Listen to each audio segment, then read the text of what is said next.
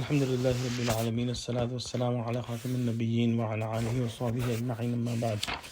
أعوذ بالله من الشيطان الرجيم، بسم الله الرحمن الرحيم. قال الله تعالى في سورة البقرة: أيود أحدكم أن تكون له جنة من نخيل وأعناب تجري من تحتها الأنهار له فيها من كل الثمرات وأصابه الكبر وله ذرية ضعفاء فأصابها إعصار فيه نار فاحترقت كذلك يبين الله لكم الآيات لعلكم تتفكرون.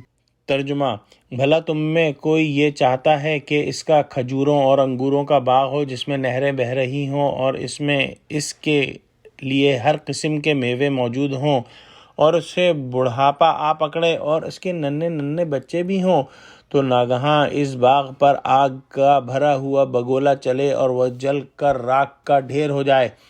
اس طرح خدا تم سے اپنی آیتیں کھول کھول کر بیان فرماتا ہے تاکہ تم سوچو اور سمجھو.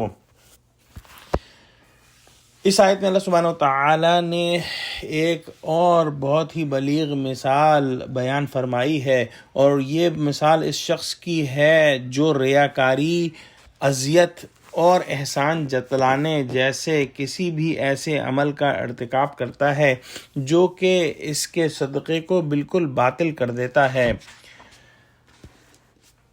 یہ شخص وہ ہے جو کہ ایک خوشحال انسان ہے، اس کے پاس کھجوروں، انگوروں اور ہر قسم کے پھلوں کا ایک باغ ہے.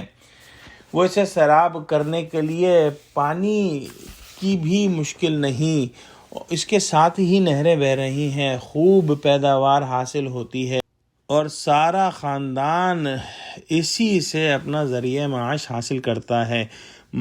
باغ کا مالک بوڑھا ہو چکا ہے، بچے ابھی کمسن اور ناتواں ہیں. اچانک ایک آگ کا بگولا آیا جس نے اس باغ کو جلا کر راکھ کر دیا.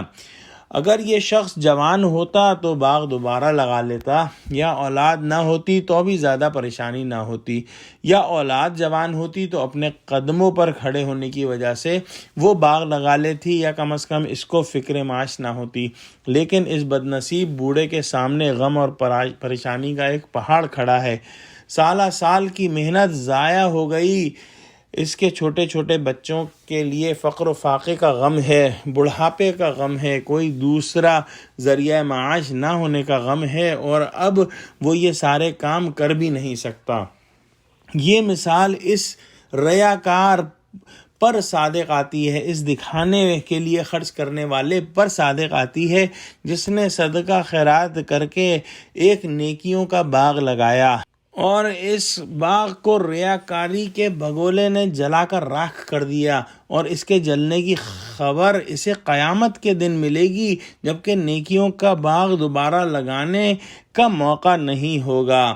اس پر جو ہے یہ وقت آئے گا کہ وہ کرنا چاہے بھی نیکی تو نہیں کر سکتا، اور اس وقت وہ ایک ایک نیکی کا محتاج ہوگا.